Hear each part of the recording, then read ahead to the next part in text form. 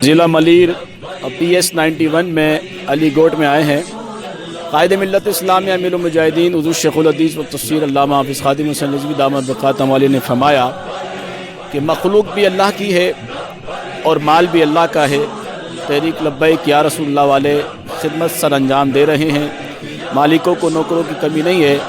لیکن مراد علی شاہ صاحب، آپ سے یہ کہنا چاہتا ہوں کہ نہ یہاں کا MN آیا نہ MP آیا، لیکن آج تحریک لبیک یا رسول اللہ والے یہاں پر کھڑے ہیں اور یہ بہت پسماندہ علاقہ ہے، آپ دیکھ سکتے ہیں۔ میں لوگوں سے گزارش کروں گا کہ تحریک لبیک یا رسول اللہ لبیک پاکستان کا ساتھ دیں، اس کے ساتھ معاونت کریں، کیونکہ ہمارا مشن یہ ہے کہ جو مستحق لوگ ہیں ان تک راشن پہنچایا جائے۔ اور آج ہمارے ضلع امیر ساتھ ہیں، PS آرگنائزر ساتھ ہیں۔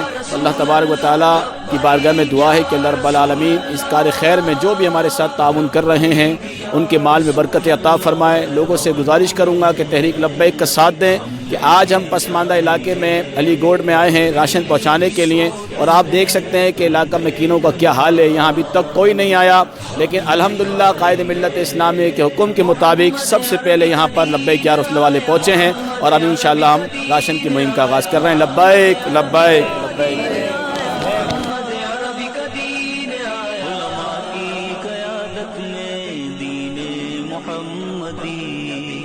تخت پہ لائیں گے علماء کی قیادت میں دین محمدی، تخت پہ لائیں گے ایمان فروشوں کی سازش سے نہ گھبرائیں گے۔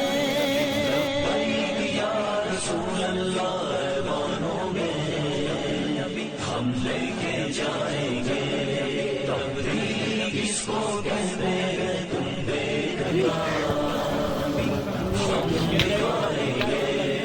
ایوانوں میں گونجے گا کیا لبیک یا رسول اللہ، ہر باطل سن کر بھاگے گا۔